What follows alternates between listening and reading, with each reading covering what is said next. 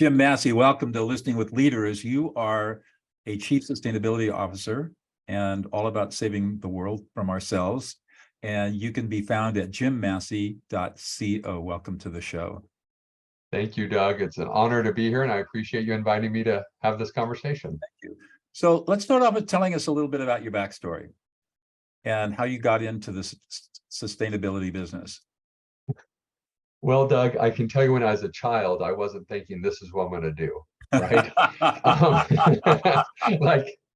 It's, and especially the path that got me here. But what's fascinating for me is when I do understand it's always been tied to influencing human behavior. I was raised to be a politician.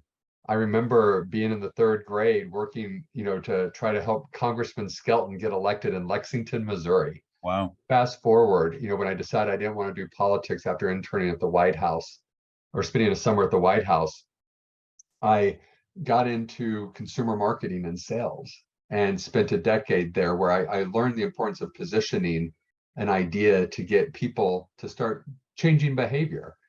And then I said yes to an opportunity to go into compliance, which everyone said, why are you killing your career?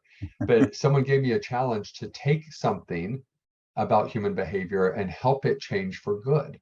Compliance isn't evil. It's asking people to adhere to what the standards are. Right, exactly. And after spending 15 years there overhauling the fundamentals, I was asked to build out a sustainability function at a previous organization. And that's when I realized, looking back, I've always been focused on changing human behavior, but now I proudly say I'm changing human behavior for good, both in permanence and impact.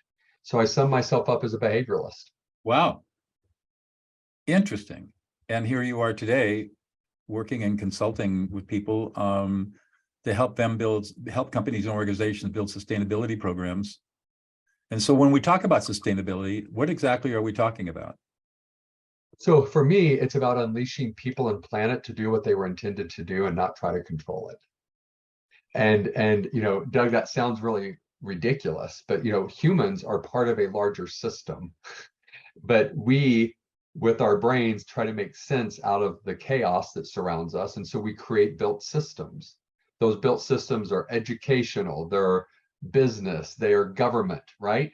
But I time and time again see humans build systems that often aren't meant for everyone. That's true. And so I'm trying to help create those systems. And, I even recently, as a practitioner in sustainability, helping companies find how they fit into the larger system. I also recently wrote a book, Trust in Action, putting a model of trust out there for others, because we're at a time and place where I need everyone focused on this, not just a few.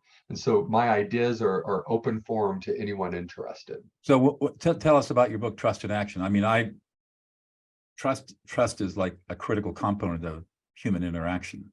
I mean, without trust, you have nothing. That's exactly it, Doug. And the challenge is, I always say we use the word trust, but when you ask people what they're talking about, I get a wide range of answers. So let me give you my definition of trust and see how it comports with you. Trust is the amount of risk of betrayal that we're willing to put with another person. High trust means we're willing to risk a lot because we think the risk of betrayal is very low. Low trust means that the risk of betrayal is high, and so we're not willing to give them much. Yeah, it's wonderful, right?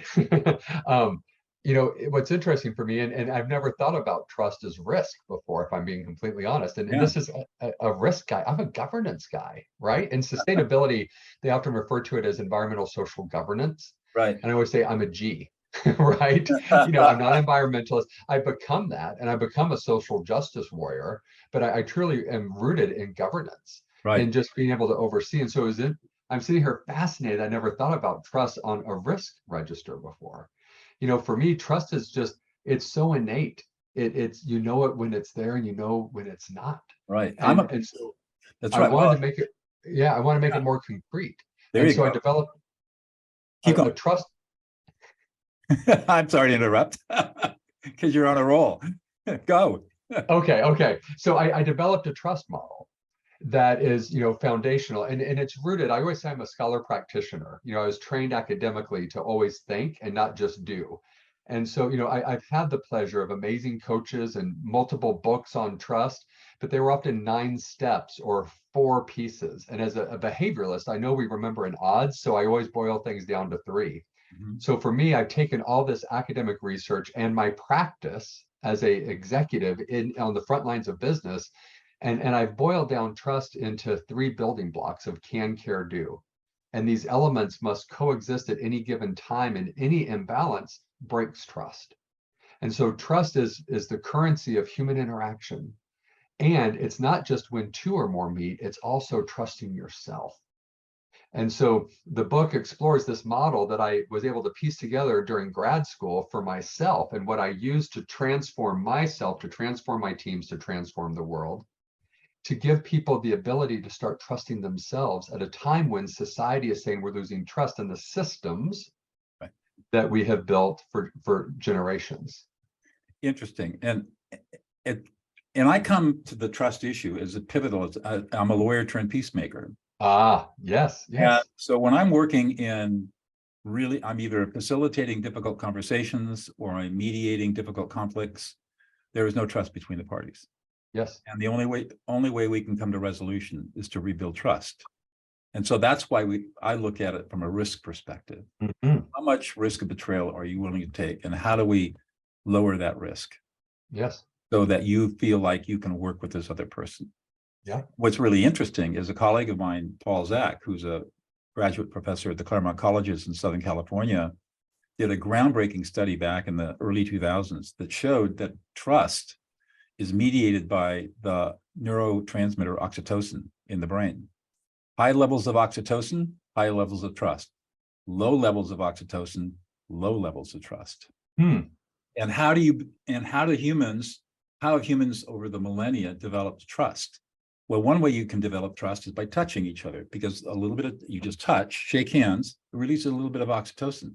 If you sit and break bread with somebody, have a meal, that releases oxytocin. That's why so many cultures have, the practice of having a meal over 5 hours before they ever get into business negotiations. Here in the West, we don't do that, which is why there are low levels of trust. And trust is also, oxytocin is also released, of course, in orgasm, which bonds, pair bonding, right?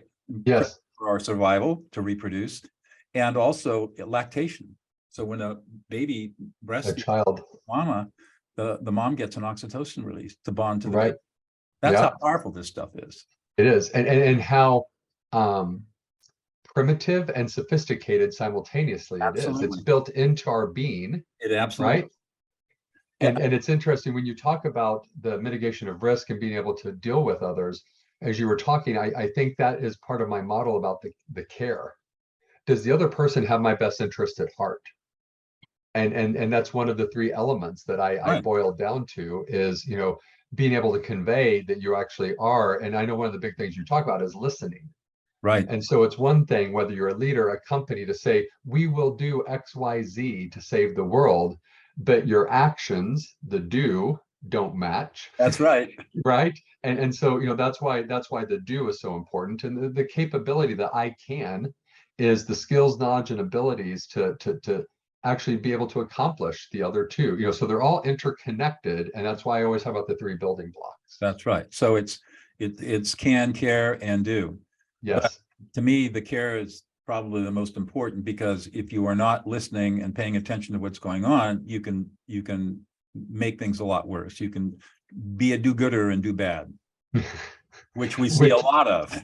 Which we now call greenwashing, right? Okay. we have a term for that. All right. Absolutely, Doug. So tell us more about your book. So, one of the fun things that I did when I was writing this is emphasizing that I'm a practitioner. So the book is part memoir. Okay. Anytime I enter a chapter, I share these anecdotes of when I had to operate through the model, when I was trying to transform my team, and I realized they didn't believe me because they didn't believe I was capable. They just thought I was another leader coming in trying to put my foot, my thumbprint on the future plan, and it was all about me. So I had to rework and change things. And And Doug, there are times where I get very personal. It's everything from losing 90 pounds when I was asked to run the health team to learning, what greenhouse gas, GHG, and all these acronyms that can easily get lost because I was trying to transform a team that thought they were being transformative already by being one of the first companies in the world to do a commitment. But when they explained it to me, just my Midwest sensibility, if you allow me to have that, Right. I'm like, that still feels icky. Like we're not doing enough. If you're telling me this is the crisis and we're only coming here, we need to close that gap further. But they didn't believe me because they didn't know what I didn't know, and I didn't either. So I actually had to trust myself on the can before I could go into the team and demonstrate my care. That's kind of a scary place to be, isn't it? Time and time again, especially because as a leader, as I have grown up, you never showed you didn't know what you were doing. And so we're in a new era of transparency, of vulnerability That's right. to show others that, and Doug, you and I both are in this space, right? The problems we're facing today, we have never faced before. True. And so no one knows the solution. So anyone telling you they know the path forward, they're down the wrong path. Right. So be aware. That's right. I mean, I've been a Tai Chi practitioner for many years, and in Tai Chi there are two paradoxes. The first is the softer you are, the stronger you are. Second is the more vulnerable you are, the more powerful you are. Yes. Be strong, vulnerable, but powerful. And I'm teaching this to my clients and my graduate students, and the idea is that vulnerability is good. Understanding emotions is good. Emotions are not toxic. We're 98% emotional and only 2% rational. So understanding and mastering emotional competency is the critical skill of the 21st century. And otherwise, there's no trust, right? If you're not transparent and vulnerable, if you're hiding stuff, people are thinking there's a risk of betrayal here. I'm not willing to take the risk. This guy's not honest with me. Yes. And Doug, talking emotion, I've received feedback from the world that I am emotional.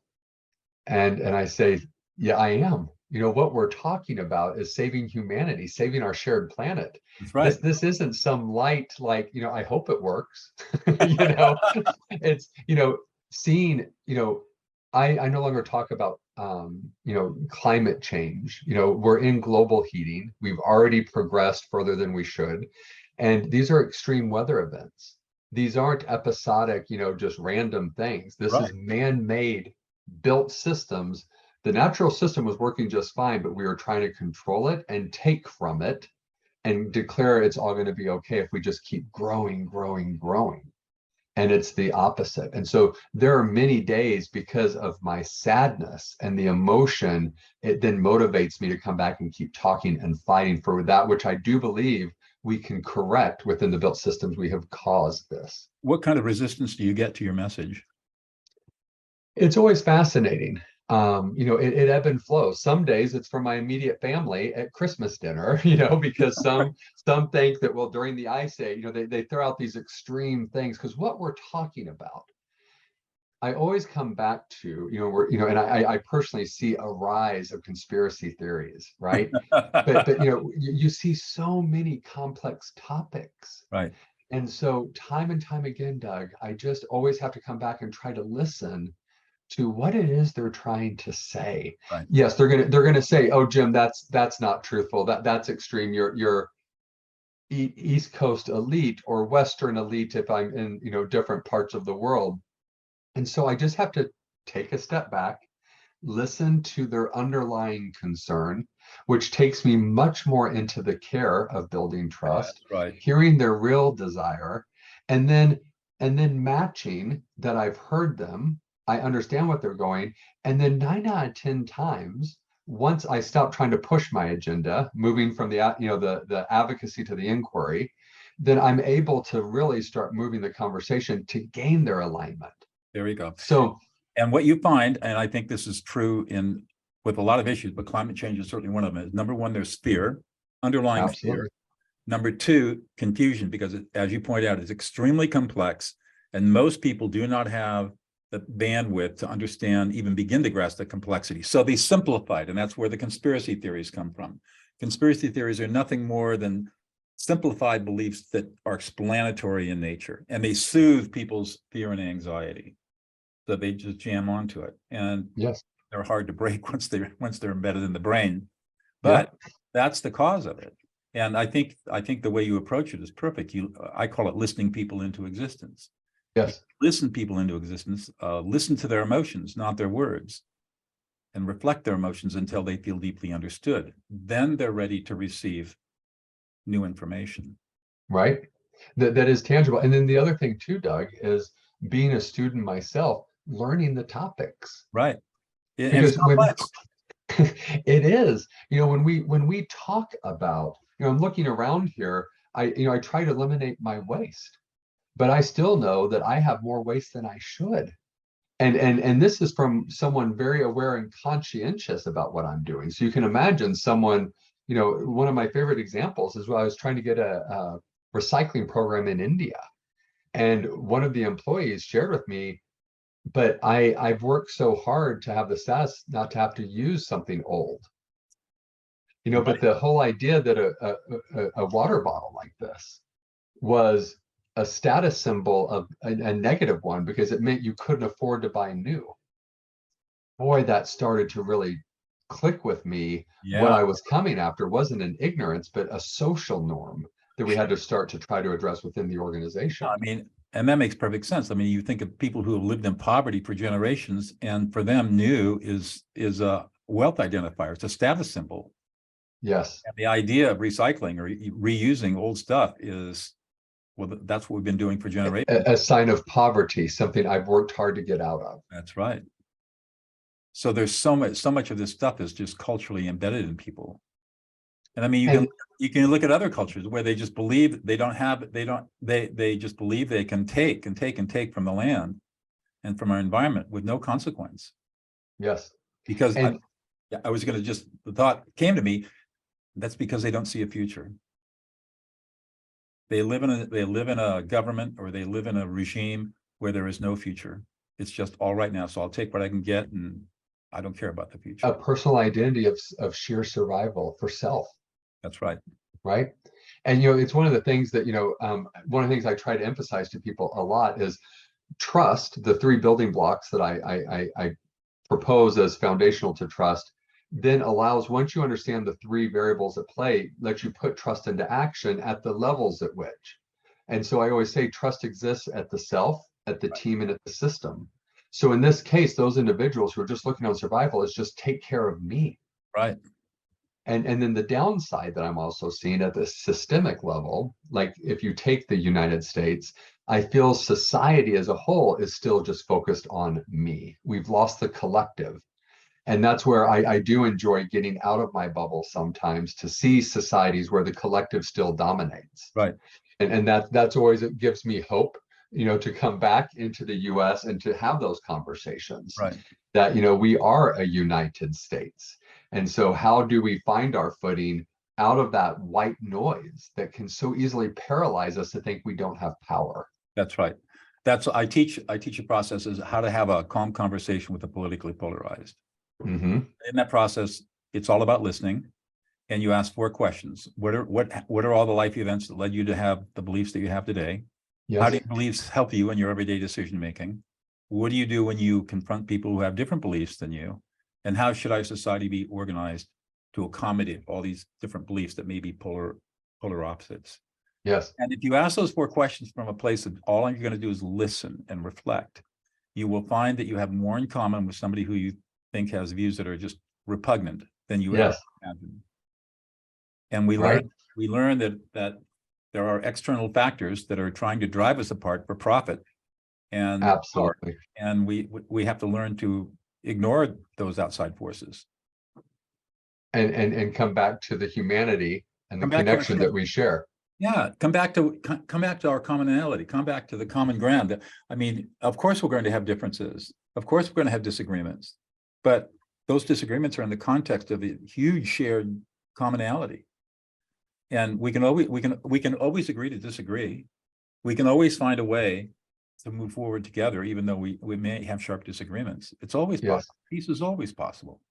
it is. The one thing I will say, and I do love, again, having been exposed to some brilliant ideas. You talk about the most vulnerable is actually the most powerful, the softest is the toughest, and polarization. I've come to learn that the polarities must coexist, but we often view them as one or the other.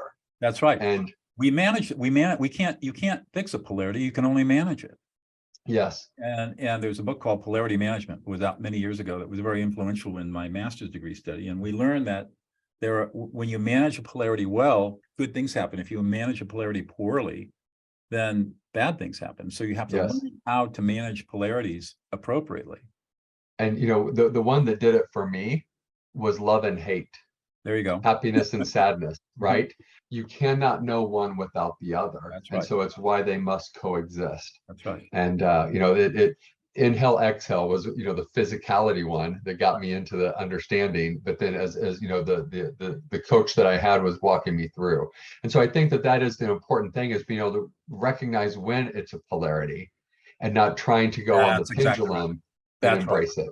That's right. And so then that's the most important thing, is recognizing, hey, there's a polarity here. I mean, in business, in org development, it's the idea of, we want everybody to be entrepreneurs, but then on the other hand, we want everybody to follow the rules, right? And we want to scale and have conformity. That's exactly right. And I mean, you see that all the time, and that's a poorly managed polarity. Where people are trying to change a culture, but they don't understand what they're dealing with, and difficult. It is really interesting work. So the work you're doing now is primarily consulting work? No. So I free advise, if people need help, but I'm in-house at a company working, still, and ironically, I would say I'm an advisor internally. One of the things in my previous organization, I was at a FTSE 1, I was at AstraZeneca, now that I said FTSE 1, but at the pharmaceutical giant AstraZeneca. Right. And I had more than, 150 members of my global sustainability team. Wow. When I came to the current organization, Xi Laboratories, I made a commitment that I would be an N of 1. And that what I would do is, because these experts we didn't need full time. And then to free their capacity to be with others, I worked with a third-party organization. They bring in the experts as I need, but then they can still go in, advise, and support other organizations on the same topics. So I have people who are continuously benchmarking, bringing in that expertise. So at Xi, we can build, I call it right from the start. So we are learning that we don't get to build bad and then correct and applaud ourselves. We build big, we build good first. That's it. We have decades, if not centuries of data telling us don't do that. Right. So let's do this way. Right. Because we're trying to solve for things we've never solved before, and we know what hasn't worked. And how's it working in your current company? One of my favorite stories is equity, right? It's a hot topic, and many companies today say by 2025, by 2030, we're going to have pay equity. We have pay equity within the company. Yeah, I mean, what's the stop? Why do we have to wait till 2025, right? Or 2030? Some are even talking. Why not do it in 2023 right now? I mean, it makes no sense. And so we, as the company has been growing, we've been intentional with our growth, and so it's not just pay equity, but we have leadership equity. We have as many men and women in leadership positions at VP levels. So there's pay equity in director, management, individual contributors. But then the other thing that's really important to me, Doug, is I've seen this time and time again.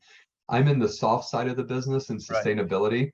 So, over the past 3 years, about 70% of chief sustainability officers have been placed as women. Huh. And it's because the other roles are still predominantly male. At Xi, what we're excited about is we have equity in the core of the business in STEM, right, and we have it in P&L. And that's, to me, what intentionality of building it right from the start is all about. Right. And by the way, it can be corrected at other companies. They're just choosing not to, because those built systems are still serving and working for those who built them. That's right. And it serves to protect power position and privilege. Absolutely. And we have to get rid of that mentality. Again, And that's a selfish mentality. it is. And I will say, of the 70% of the CSO roles filled by women, they are overly qualified. They're highly competent. Right. They should be CEOs. So I don't want to say that they're getting it because they're women. Right. You know, these are brilliant leaders. So that's an important caveat I need to add. But the sad part is what's happening in those organizations. It's similar to diversity, equity, and inclusion leaders, right? The systems aren't changing, but they're being brought in, but they're not being supported. So some of the highest turnover are in these positions. Right. Because they're there to make things look good, but not to really institute change. Correct. Totally get it. All right. Well, that was a fast half hour. It flew by. I have one more question for you. This is more of a personal question. What's one thing that we wouldn't know about you, Jim, unless you revealed it to us? It's a great question. I think the travel piece is an interesting one for me. You know, I grew up in the great state of Missouri, where, you know, my mom taught folklore and Mark Twain, and, you know, I get choked up here. I think that what I've found really interesting is that you and your family have made it a point of visiting every state, and you're on a journey of visiting every national park. Yes. And I was going to say, Mark Twain is famously known for quipping something the equivalent of the enemy of hatred, bigotry, and racism is travel. There you go. When a man gets out of his world, he sees just how large it is. And that's why we've taken our kids. And this July, we'll finish all 7 continents. Oh my goodness, that's amazing. We had to get the boys to see that there's a world beyond Washington, D.C. They were raised in a bubble. I was raised in very rural Missouri. They were raised in very urban Washington, D.C. And so now we all have seen that there's a world much greater than us. That's a great journey. And on that ending note, thank you so much for joining me today, Jim. It's been a great conversation. Thank you, Doug. My